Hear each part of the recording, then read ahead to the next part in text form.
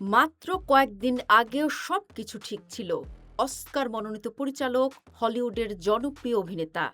Shooting প্রায় শেষ। Test স্ক্রিনিংয়ে দর্শকদের ইতিবাচক প্রতিক্রিয়া। তারপর হঠাৎই সব বদলে গেল। কিন্তু কেন এমন একটি সিনেমা থেকে সরে দাঁড়ালো অ্যামাজন?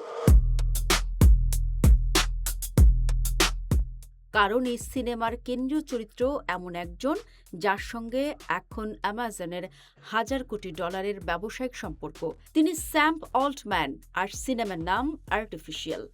কৃত্রিম বুদ্ধিমত্তার দুনিয়ায় স্যাম অল্টম্যান এখন সবচেয়ে আলোচিত নামগুলোর একটি। ওপেন এআইকে বিশ্বজুড়ে পরিচিত করে তোলার পেছনে তার ভূমিকা অনস্বীকার্য।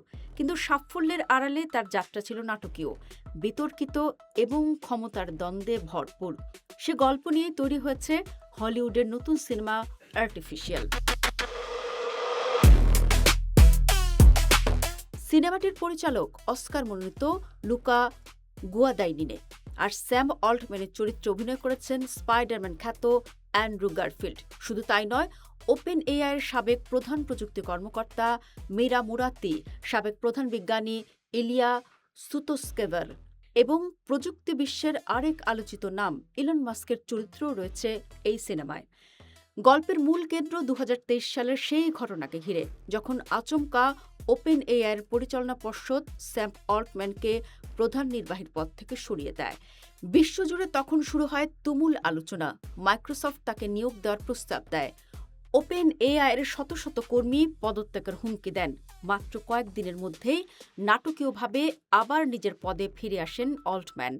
এ ঘটনাকে প্রযুক্তি বিশ্বের অন্যতম বড় কর্পোরেট নাটক বলেও অভিহিত করা হয়। আর সে ঘটনায় উঠে এসেছে আর্টিফিশিয়াল সিনেমায়।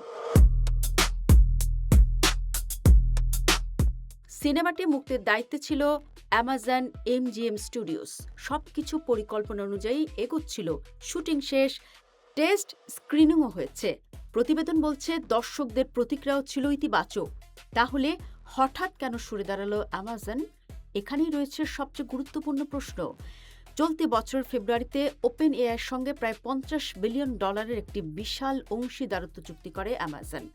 এই চুক্তির আওতায় ওপেন এআই ব্যবহার করবে অ্যামাজন ওয়েব সার্ভিসেসের অবকাঠামো। পাশাপাশি দুই প্রতিষ্ঠান যৌথভাবে কাজ করবে নতুন কৃত্রিম বুদ্ধিমত্তা প্রযুক্তি উন্নয়নে। অর্থাৎ এক ওপেন এআই শুধু একটি প্রযুক্তি প্রতিষ্ঠান নয়, অ্যামাজনের গুরুত্বপূর্ণ ব্যবসায়িক অংশীদারও।